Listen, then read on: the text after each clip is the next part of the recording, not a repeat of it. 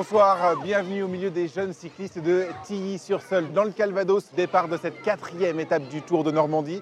Direction Argentan dans l'Orne, 173 km, assez vallonné, taillé pour des gros rouleurs après 3 arrivées au sprint. Et dès le départ, les premières attaques. Des pétards mouillés à chaque fois. Pas facile de dynamiter une course où les 60 premiers du classement se tiennent en 1 minute. Un trio peu dangereux au général va profiter du relief. 2 Français et un Belge.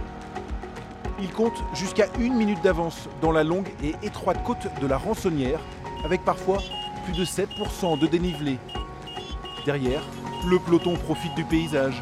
La Suisse normande et sa capitale, Clécy, les rochers du parc, le pain de sucre, puis le lac de Rabaudange. On est entré dans l'Orne, la carte postale semble parfaite. Sauf pour le maillot jaune, grosse surprise. Le Danois Brochner Nielsen de l'équipe Riwal est en grande difficulté. Il va abandonner après 72 km. Entre-temps, les fuyards ont été repris et 3 autres hommes s'échappent, dont 2 Norvégiens très ambitieux, Forfang de l'équipe Joker et Ressel de Uno. Ils sont embusqués à 13 petites secondes du nouveau leader virtuel. Personne ne réagit dans le peloton, comme si les équipes de sprinteurs étaient sûres de leur puissance. L'écart monte jusqu'à 3 minutes 20 à l'approche des 4 boucles autour d'Argentan. Et enfin derrière, ça réagit. Le retard est grignoté dans un rapport de force clairement déséquilibré. 2 minutes, 1 minute, puis 40 secondes à 5 km de l'arrivée. Sauf qu'au bout de la dernière ligne droite, c'est bien Ole Forfang qui sort tout seul en tête. Il fait coup double, victoire d'étape et maillot jaune.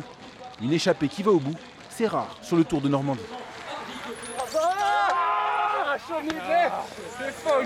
Je suis très heureux, c'est ma première victoire à ce niveau. Alors le faire ici, sur le Tour de Normandie, c'est très spécial. En plus, avoir le maillot jaune maintenant, ça va être une super expérience demain. C'est le 4e coureur différent à l'endosser cette semaine. Au classement, le Norvégien possède 18 et 31 secondes d'avance sur la concurrence. Le premier Français est toujours normand, Dylan Kowalski, 4e, gagne une place. Ce superbe maillot jaune avec les félicitations également d'Arnaud. Le maillot jaune va-t-il porter bonheur ou encore malheur à son nouveau porteur sur les routes de l'Orne? Réponse demain avec les 172 km entre Alençon et Bagnoles de l'Orne. Les organismes sont sans doute fatigués. Suspense total sur ce Tour de Normandie.